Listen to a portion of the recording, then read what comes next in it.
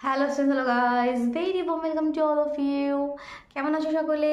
আশা করি খুব ভালো রয়েছো। তো দেখো, আজকে আমরা নবম শ্রেণীর গণিতের চ্যাপ্টার 6 সামান্তরিকের ধর্ম, that means properties of parallelogram, এই চ্যাপ্টারটির বেসিক কনসেপ্টটা ক্লিয়ার করবো।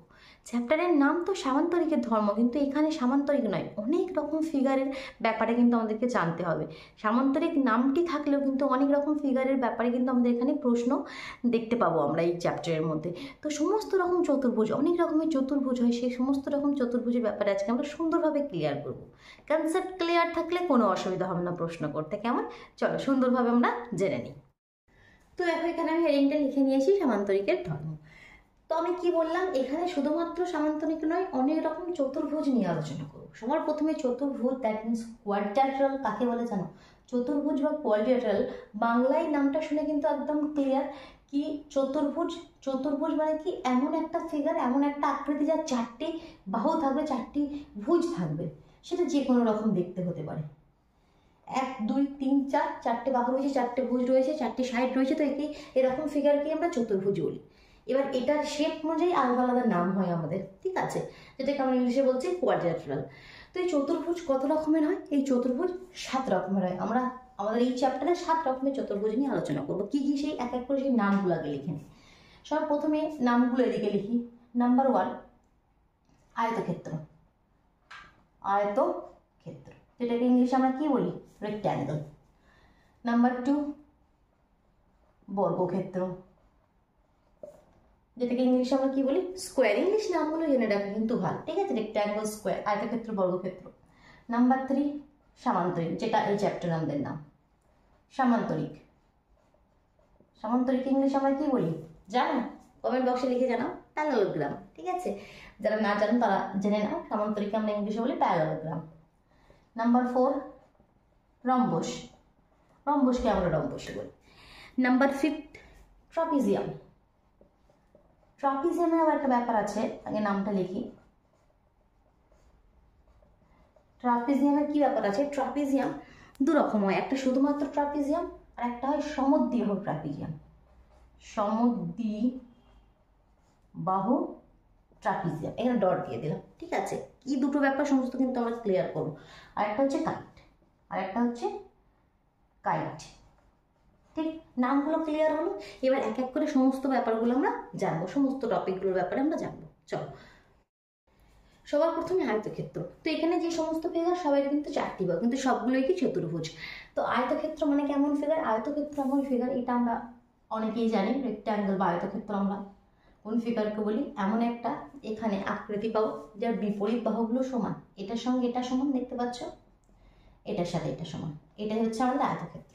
এটাই এর মেন যে আমাদের জিনিসটা জানার দরকার, সেটা হচ্ছে আয়তক্ষেত্র এমন একটা ফিগার যার বিপরীত বাহুগুলো পরস্পর সমান। এটার সঙ্গে যদি এখানে নাম দিই ABCD, এডির সঙ্গে ডিসি সমান, এডির সাথে বিসি সমান। ক্লিয়ার?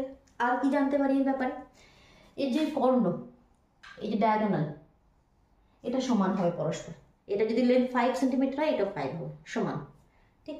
আর এই যে কোণগুলো, এই যে অ্যাঙ্গেল A, অ্যাঙ্গেল D, এইসব কোণগুলো কি হবে? 90। তো 90 কোণ কেমন হয়? স্ট্রেট, এরকম। তবে তো 90 কোণ আমরা পাই, 90 অ্যাঙ্গেল, এরকম। ক্লিয়ার? এটাই হচ্ছে আমাদের আয়তক্ষেত্র। নেক্সট কি? বর্গক্ষেত্র। বর্গক্ষেত্র সেম, এই সব সমস্ত কিছু হবে, শুধু চেঞ্জ কি হবে? এর চারটি বাহু সমান হবে। যদি এখানে নাম দিই PQRS, তো এই PQQR RS SP এই চারটি বাহু সমান। এখানে বিপরীত বাহুগুলো সমান ছিল, কিন্তু চারটি বাহু সমান, চারটে সাইডে কি সমান হবে। ক্লিয়ার?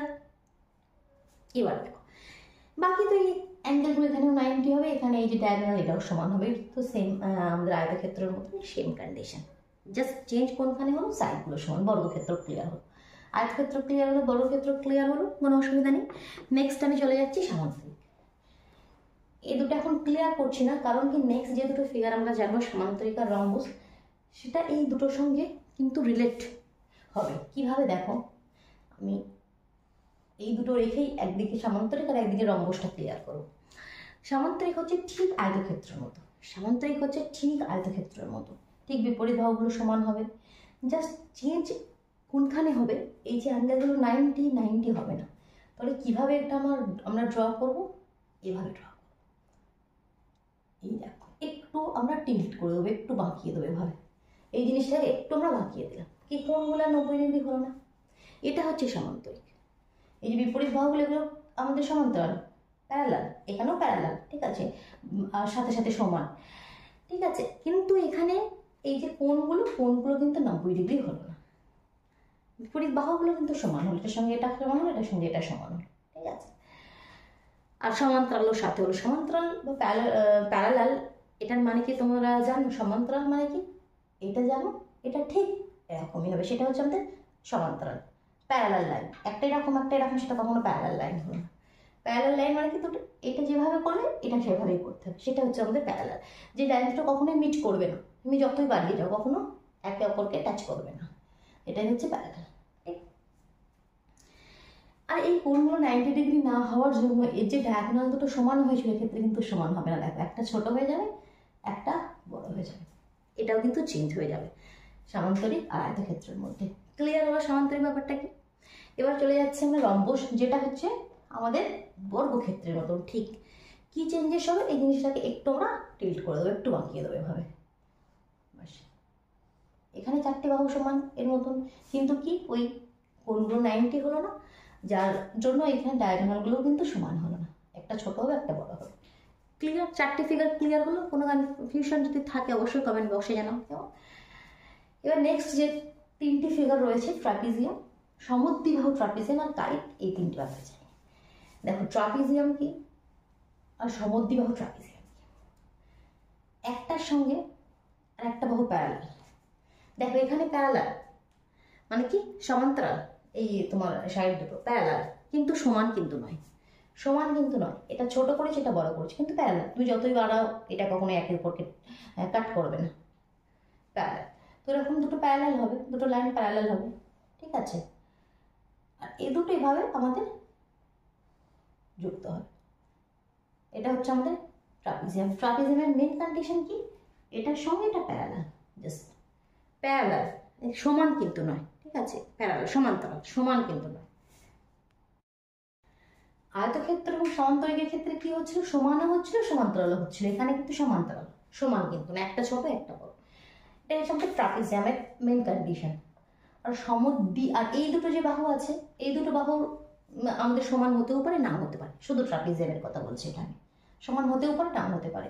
মনে করো ABCD নাম দিলাম, AB parallel to DC, AB আর BC সমান হতেও পারে, নাও হতে পারে। কিন্তু সমদ্বিবাহু ট্রাপিজিয়ামে কি হবে? এটা এমনভাবে আঁকো এই দুটো সমান হবে, এটাই আমাদের ডিফারেন্স ট্রাপিজিয়াম আর সমদ্বিবাহু ট্রাপিজিয়াম। ABCD, এখানে AB এর সঙ্গে DC প্যারালাল সমান্তরাল, আর AD এর সঙ্গে BC সমান। এটা হচ্ছে সমদ্বিবাহু, যার দুটো বাহু সমান। ক্লিয়ার?